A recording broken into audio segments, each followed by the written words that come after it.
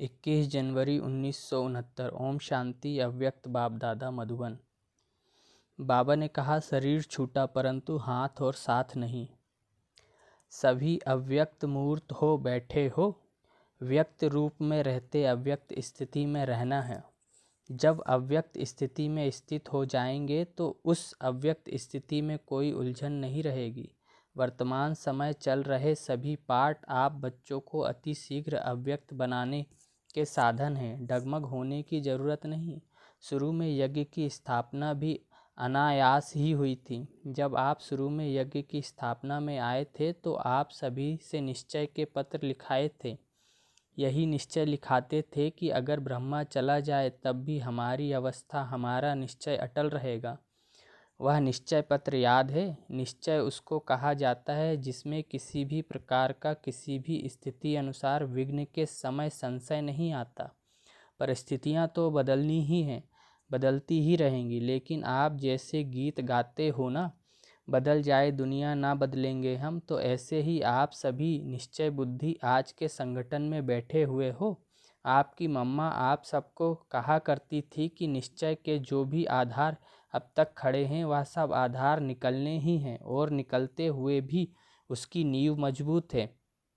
अगर नींव मजबूत नहीं तो आधार की आवश्यकता है। आधार कौन सा? बाबा का आधार, संगठन का आधार, परिवार के नियमों का आधार नहीं छोड़ना। परंतु परीक्षा के समय जो सीन सामने आती है उसमें निश्चय तो नहीं टूटा।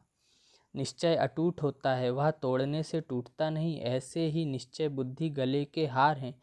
क्या ब्रह्मा आपका बहुत प्यारा है? था नहीं, परंतु है तो क्या वह नहीं कहा करते थे? बातें तो सभी बोली हुई हैं। समय पर याद आना ही तीव्र पुरुषार्थ है। याद करो। वह भी आप बच्चों को मजबूत बनाने के लिए कहते थे। बाप दादा ने बच्चों का इतना श्रृंगार किया है तो क्या बच्चे इतना श्रृंगारधारी नहीं बने हैं? एक दिन ऐसा समय आएगा जो इस बाप दादा के श्रृंगार को याद करेंगे। तो अभी वह समय है। पहले तो वह अपने को निरअहंकारी नम्रचित्त कहते हुए कई बच्चों को यह सुनाते थे कि मैं भी अभी संपूर्ण नहीं बना हूँ, मैं भी अभी निरंतर देही अभिमानी नहीं बना हूँ। लेकिन आपने अपने अनुभव के आधार से 3-4 मास के अंदर ध्यान दिया होगा, सम्मुख मिलने का सौभाग्य प्राप्त हुआ होगा, तो अनुभव किया होगा कि यह ब्रह्मा अब साकारी नहीं लेकिन अव्यक्त आकारी रूपधारी है। कुछ वर्ष पहले ब्रह्मा छोटी छोटी बातें सुनते थे, समय देते थे, लेकिन अब क्या देखा? इन छोटी छोटी बातों को ना सुनने का कारण क्या था कि यह समय निरंतर याद में बीते। क्या आप बच्चों ने उनके तन द्वारा कभी नोट नहीं किया कि उनके मस्तक में सितारा चमकता हुआ नजर आता?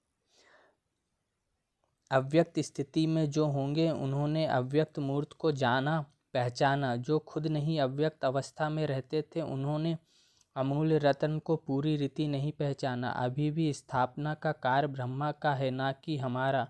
अभी भी आप बच्चों की पालना ब्रह्मा द्वारा ही होगी। स्थापना के अंत तक ब्रह्मा का ही पाठ है।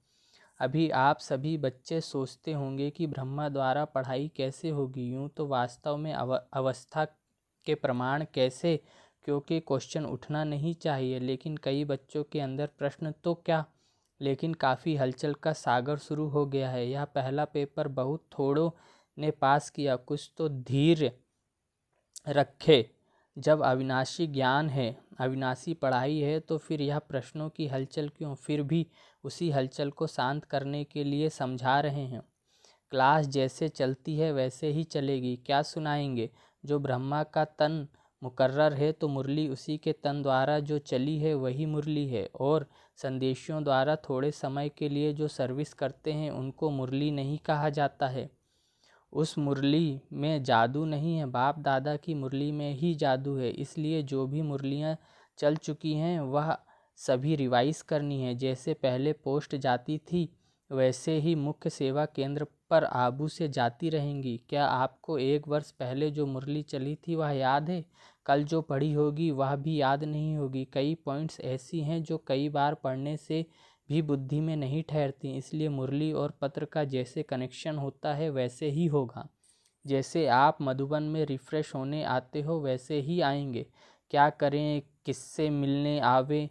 अब फिर यह प्रश्न उठता है, किससे रिफ्रेश होंगे? जो लक्की सितारे हैं अर्थात जो निमित्त मुख्य हैं, उनके साथ पूरा संबंध जोड़कर जो भी आपके सेवा केंद्र की रिजल्ट है, समस्याएं हैं, जो भी सेवा केंद्रों की उन्नति है, जो भी नए नए फूल उस फुलवाड़ी से खिलते हैं, उनको भी संगठन का साक्षात्कार कराने मधुबन में ले आना है। साथ साथ ऐसे संगठन के बीच बाप दादा निमित्त बनी हुई संदेशी द्वारा पूरी सेवा करेंगे। अभी कोई और प्रश्न रहा? आप सोचते होंगे कि लोग पूछेंगे कि आपका ब्रह्मा बाबा 100 वर्ष से पहले ही चला गया। यह तो बहुत सहज प्रश्न है, कोई मुश्किल नहीं। 100 के नज़दीक ही तो आयु थी। यह तो 100 वर्ष कहे हुए हैं, यह गलत नहीं है। अगर कुछ रहा हुआ है तो आकार द्वारा पूरा करेंगे। 100 वर्ष ब्रह्मा की स्थापना का पाठ है, वह तो 100 वर्ष पूरा होना ही है। लेकिन बीच में ब्रह्मा के बाद ब्राह्मणों का जो पाठ है वह अब चलना है। ब्रह्मा ने ब्राह्मण किस लिए रचे? क्या ब्रह्मा अपनी रचना को देखेंगे नहीं? क्या आपको अब संगम पर जिम्मेवारी का ताज नहीं देंगे? तो सतयुग में देवता कैसे बनेंगे? यहाँ की जिम्मेवारी ही वहाँ की नींव डालती है। इसलिए जो भी आप बच्चों से प्रश्न करते हैं उन्हें यही उत्तर दो कि ब्रह्मा की स्थापना तो चलनी ही है। अभी बच्चों की पढ़ाई का समय बिल्कुल ही नज़दीक है। या तो हर एक मुरली में मम्मा के बाद इशारा दिया है। क्या पेपर में तिथि तारीख बताई जाती है? जो पहले से ही बताया जाए उसको क्या पेपर कहेंगे? पेपर वह होता है जो अचानक होता है। किसके मन में जो होता है वह अचानक नहीं कहलाता। रिजल्ट में क्या देखा? पूरे पास नहीं हुए, कुछ ना कुछ कमी एक एक में देखी, फिर भी बहुत अच्छा, क्योंकि समय पुरुषार्थ का है। उस प्रमाण रिजल्ट अच्छी ही कहेंगे। बाकी तो बाप और दादा दोनों ही एक बात पर खुश थे, वह कौन सी? बच्चों ने संगठन और स्नेह दोनों का सबूत दिया। ब्रह्मा वतन से देख रहे थे कि कैसे कैसे कोई आता है, कब कब आता है, किस रुहाब में आता है, किस स्थिति से मिलते हैं। यह भी रिजल्ट बाप दादा दोनों ही इकट्ठे देखते रहे तो हर एक खुद को देखे और खुद में जो कमी हो उसको भरे। बाकी आज से सभी के लिए कौन निमित्त है वह तो आप जानते ही हैं।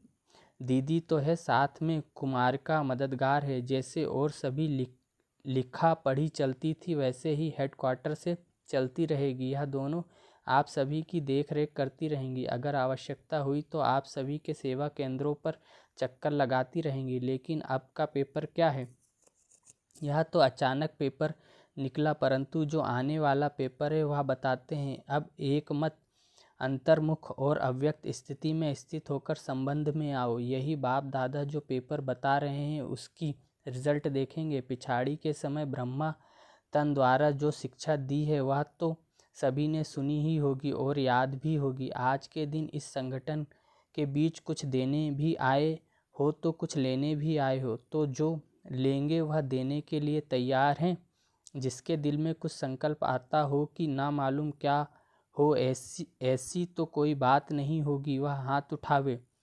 अगर सभी संतुष्ट हैं तो जो लेंगे उसको देने में भी संतुष्ट रहेंगे। 2 बातों का आज इस संगठन के बीच दान देना है। कौन सी 2 बातें? एक मुख्य बात कि आज से आपस में एक दो का अवगुण ना देखना, ना सुनना, ना चित्त पर रखना।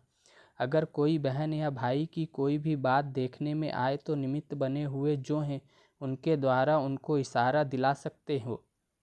दूसरी बात, कई लोग आपके निश्चय को डगमग करने के लिए बातें बोलेंगे, आवाज़ फैलाएंगे कि अब देखें यह संस्था कैसे चलती है, लेकिन उन लोगों को यह मालूम नहीं कि इन्हों का आधार अविनाशी है। दूसरा, यह भी ध्यान में रखना कि कोई भी हिलाने की कोशिश करे तो जैसे आप बच्चों का कल्प पहले का गायन है, अंगद के समान पाँव को नहीं हिलाना है। ऐसे निश्चय बुद्धि अडोल एक रस ही जो आने वाले लास्ट पेपर हैं उसमें पास होंगे। और ही ब्रह्मा द्वारा जो इतने ब्राह्मण रचे हैं, तो क्या बाप के जब बच्चे बड़े हो जाते हैं तो बाप रिटायर नहीं होता? अब ऐसे समझो कि बाप रिटायर अवस्था में भी आपके साथ है। आप बच्चों को कार्य देकर देखते रहेंगे। शरीर छूटा परंतु हाथ साथ नहीं छूटा, बुद्धि का साथ हाथ नहीं छूटा, वह तो अविनाशी कायम रहेगा। यह 2 बातें जो सुनाई, एक डगमग ना होने का दान देना है, दूसरा अवगुण ना देखने का दान देना है। अब सभी बच्चे यह ध्यान दें, जबकि संकल्प कर चुके अर्थात दे चुके, संकल्प की हुई चीज़ कभी वापस नहीं ली जाती। अगर माया वापस लेने की कोशिश कराए भी तो यदि अपने ऊपर जांच होगी तो पास हो जाएंगे। अभी एक और बात आप सबके ध्यान पर दे रहे हैं। बाप दादा की लास्ट मुरली में जो शिक्षा मिली है कि यह ध्यान दीदार ज़्यादा चलाना समय व्यर्थ गंवाना है, इसलिए यह नहीं होना चाहिए। ऐसे ना हो संदेशियों द्वारा सेंटर पर जो पाठ चले उसे आप चेक ना कर पाओ, इसलिए यह निमित्त बनी हुई दीदी और कुमारिका जिस संदेशी को मुकर्रर करेंगी उन्हों के द्वारा डायरेक्शन मिलेंगे। इस पाठ के लिए भी यह जिसको निमित्त बनाएंगी उस द्वारा ही रहस्य स्पष्ट होंगे। जैसे पिछाड़ी की मुरली में यह भी डायरेक्शन था कि भोग के समय वैकुंठ आदि में जाना व्यर्थ समय गंवाना है, क्योंकि यह घूमना फिरना अब शोभता नहीं। अब तो निरंतर याद की यात्रा और जो शिक्षा मिली है उसे प्रैक्टिकल लाइफ में धारण करने का सबूत देना है। अगर ब्रह्मा बाबा के साथ स्नेह है तो स्नेह की निशानी क्या है? स्नेह यह नहीं कि 2 आंसू बहा दिए, परंतु स्नेह उसको कहा जाता है जिस चीज़ से उसका ब्रह्मा बाबा का स्नेह था उससे आपका हो। उसका स्नेह था सर्विस से। पिछाड़ी में भी सर्विस का सबूत दिया ना, तो स्नेह कहा जाता है सर्विस से प्यार, उसकी आज्ञाओं से प्यार। बाकी कोई भी ऐसा ना समझे कि ना मालूम बिना हम बच्चों की छुट्टी के साकार बाबा को वतन में क्यों बुलाया, लेकिन छुट्टी दिलाते तो आप देते। इसलिए ड्रामा में पहले भी देखा कि जो भी गए छुट्टी लेकर नहीं गए। इसलिए यह समझो कि ब्राह्मण कुल की ड्रामा में यह रस्म है जो ड्रामा में नूंधी हुई है, यह रस्म चली। यूँ तो समझते हैं कि आप सभी का बहुत प्यार साकार के साथ था नहीं है भी। प्यार नहीं होता तो इस सभा में कैसे होते? साकार में फॉलो करने के लिए इनका ही तन था, तो प्यार क्यों नहीं होगा? स्नेह था और है भी। यह बाप बच्चों की निशानी है। इससे साकार भी वतन में मुस्कुरा रहे हैं। बच्चों का स्नेह है तो क्यों मेरा नहीं? लेकिन वह जानते हैं कि ड्रामा में जो भी पाठ होता है वह कल्याणकारी है, वह विचलित नहीं होते। वह तो संपूर्ण अचल अडोल स्थिर था और है भी। लेकिन आप बच्चों से 1000 गुना स्नेह उनमें जास्ती है। अब स्नेह का सबूत देना है, यह भी एक छिपने का खेल है। तो विचार सागर मंथन करो, हलचल का मंथन ना करो। जो शक्ति ली है उनको प्रत्यक्ष में लाओ। भारत माता शक्ति अवतार अंत का यही नारा है। संसोस फादर ड्रामा की नूंद कराएगी। साकार बाबा ने कहा मैं बच्चों से मिलन मनाने आऊँगा। अगर आज आ जाता तो बच्चे आंसू बहा देते। अच्छा, ओम शांति।